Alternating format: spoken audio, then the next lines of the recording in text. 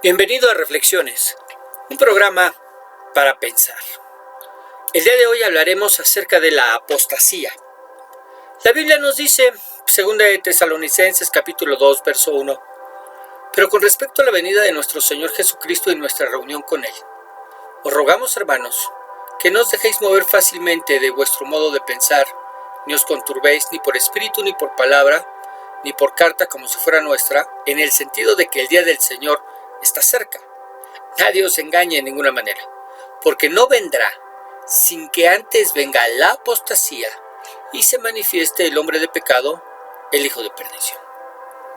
Ahora, cuando hablamos de este tema, la apostasía, es un tema que escucharemos cada vez más conforme nos vayamos acercando cada vez más al tiempo del fin, al tiempo del regreso de Cristo, al tiempo del arrebatamiento de la iglesia, de nuestra reunión con Él. E incluso, como ya leímos, es una de las señales que marcarán que efectivamente el tiempo de irse a casa está cerquísima. Pero mucho se habla, mucho se enseña de este tema y desgraciadamente no deja de ser confuso. Así que en la reflexión de hoy trataremos de hacer simple lo que es complicado. Y para comenzar, ¿qué quiere decir la palabra apostasía? Bueno, si vamos al diccionario nos encontramos con que viene de la palabra griega apostasis, que significa colocarse fuera de, y que se usa para señalar a todos aquellos que se colocan de manera voluntaria fuera de la iglesia de Cristo, lo que se conoce como negar la fe cristiana. Es decir, un apóstata es aquel que conoce acerca del sacrificio de Cristo. Es uno que venía a la iglesia de Cristo, que incluso hacía llamar cristiano y llamaba a los demás hermanos, y un día no solo dejó de venir a la iglesia, sino que negó el ser cristiano. Ya no cree en Cristo, no cree en su sacrificio, no cree que Cristo sea el Dios hombre que vino al mundo para pagar por nuestros pecados. Eso es un apóstata. En una de las iglesias en las que estuve se dio el caso de un hombre que, siendo aparentemente creyente, engañó a su esposa con otra mujer y se divorció de ella. Después se llevó a vivir con él a la amante, que también decía que era creyente.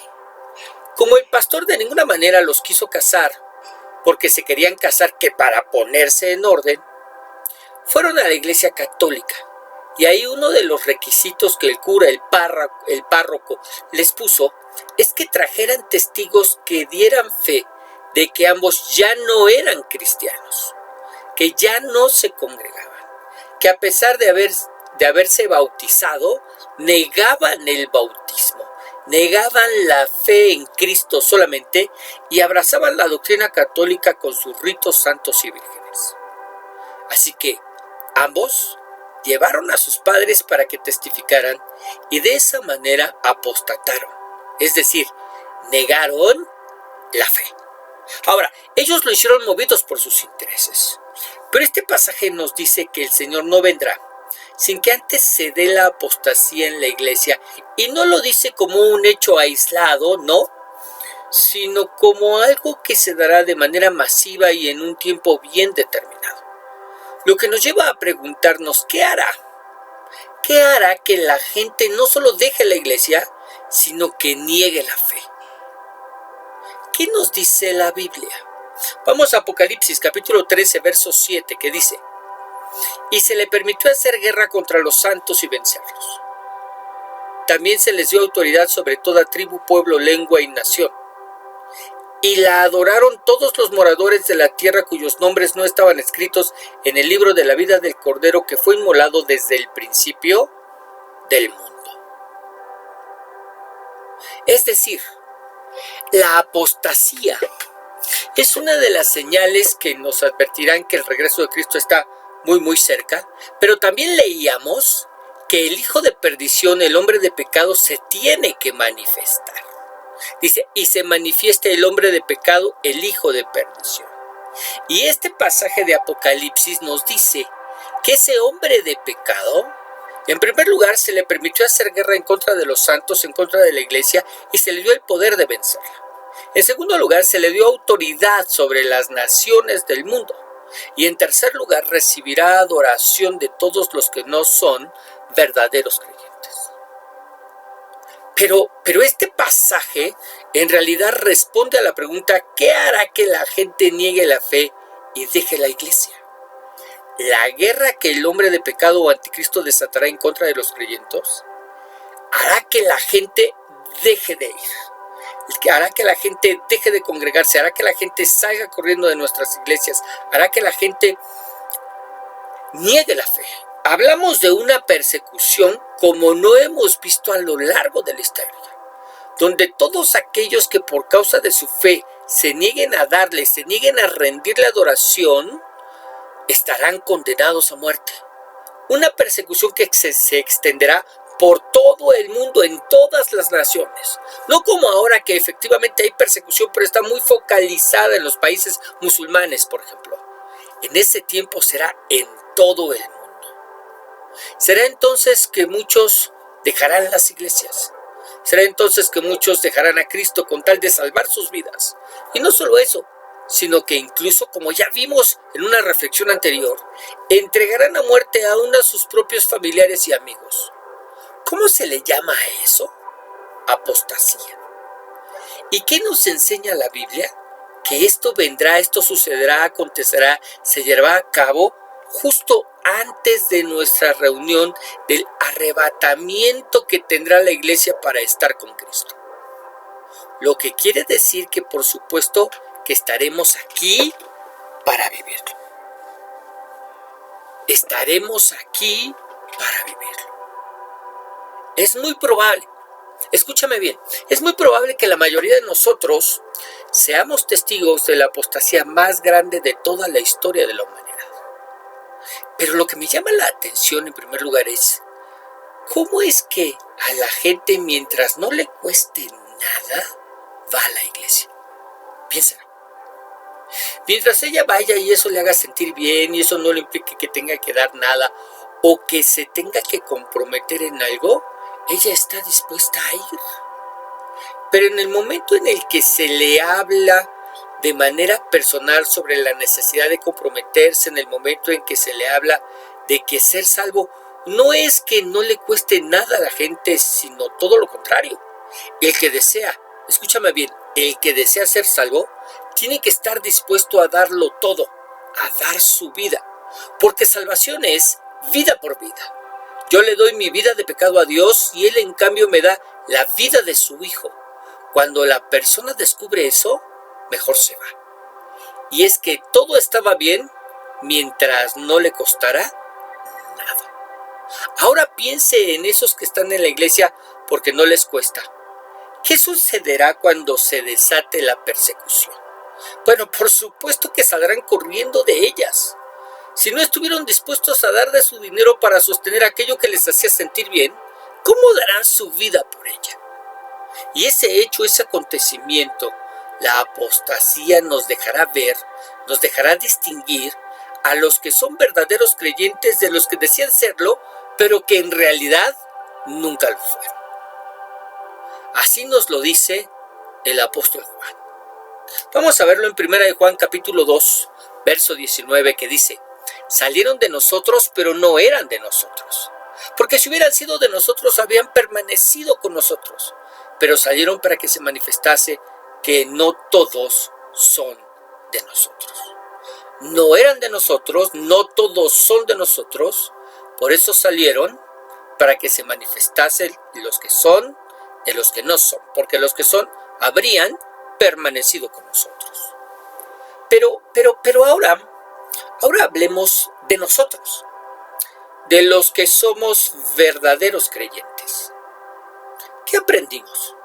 Bueno, que seremos objeto de la más grande persecución que se ha visto, que se ha dado en la historia.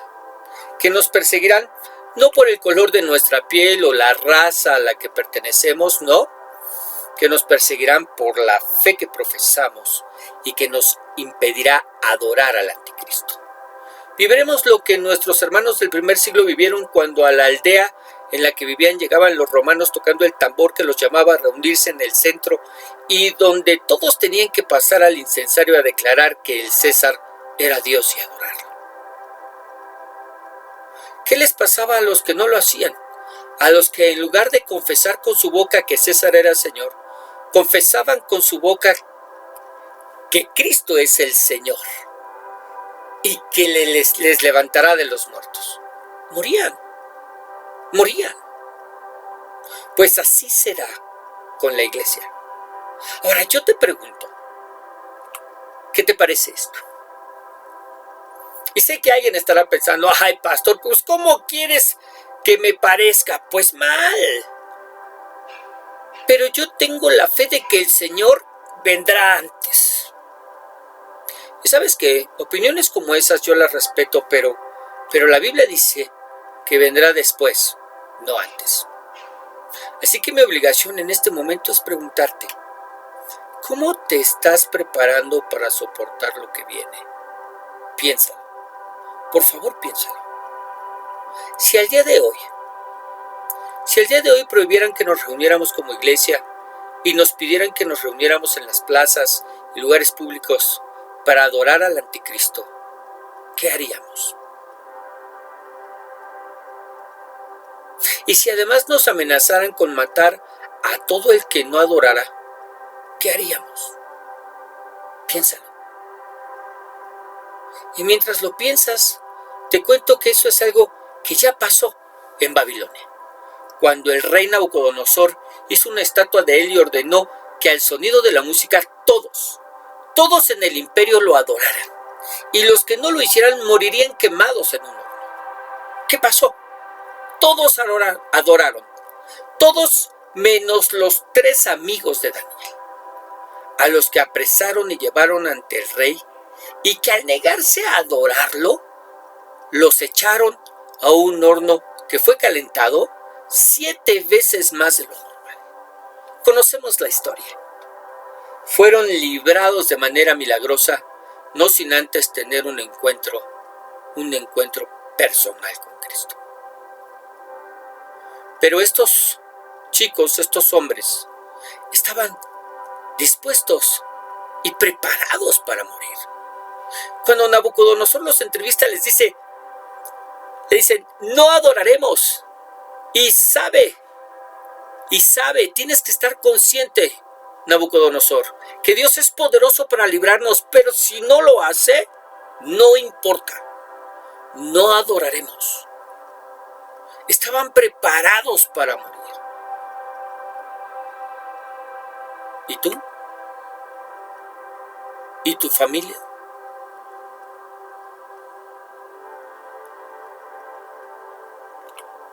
Oremos.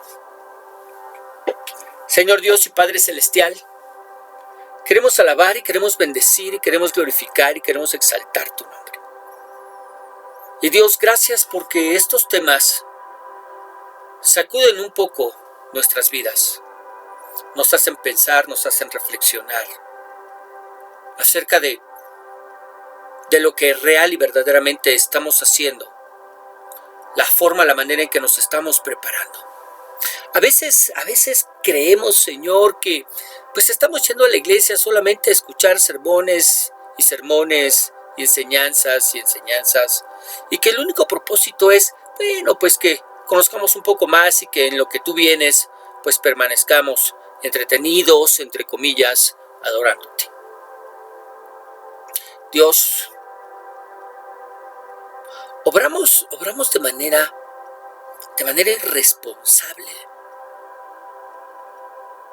No somos conscientes, aunque viene escrito, aunque lo hemos leído e incluso muchos lo han estudiado, no somos conscientes del tiempo en el que estamos viviendo.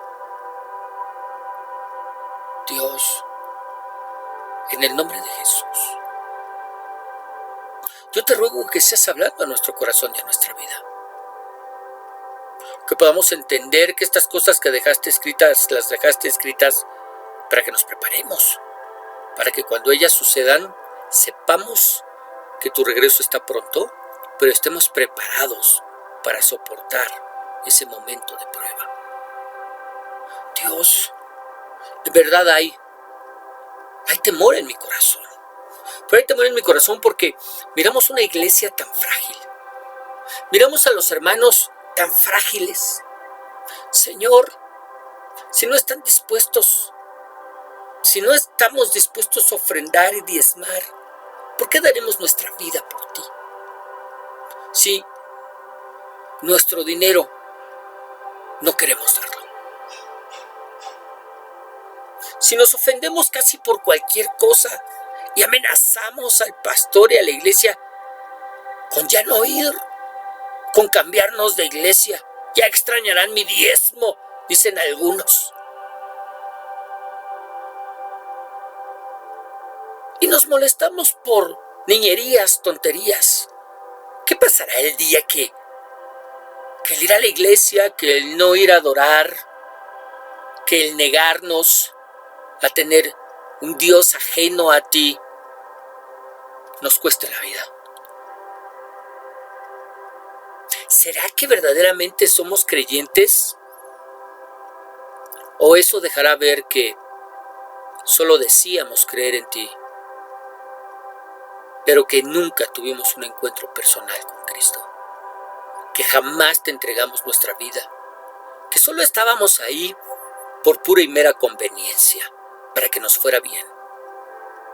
Que íbamos a la iglesia porque el ir a la iglesia nos hacía sentir mejor. Acallaba la voz de nuestra conciencia, de alguna manera traía alegría a través de sus cantos y paz a través de su palabra, de su predicación. Pero que nunca te entregamos nuestra vida porque siempre creímos que era nuestra. Señor, en el nombre de Jesús, ayúdanos. Obra en nuestro corazón, obra en nuestra vida. Y Padre Celestial, que esto que hemos aprendido de manera tan simple y breve, nos ayude, Señor, nos ayude a seguir adelante.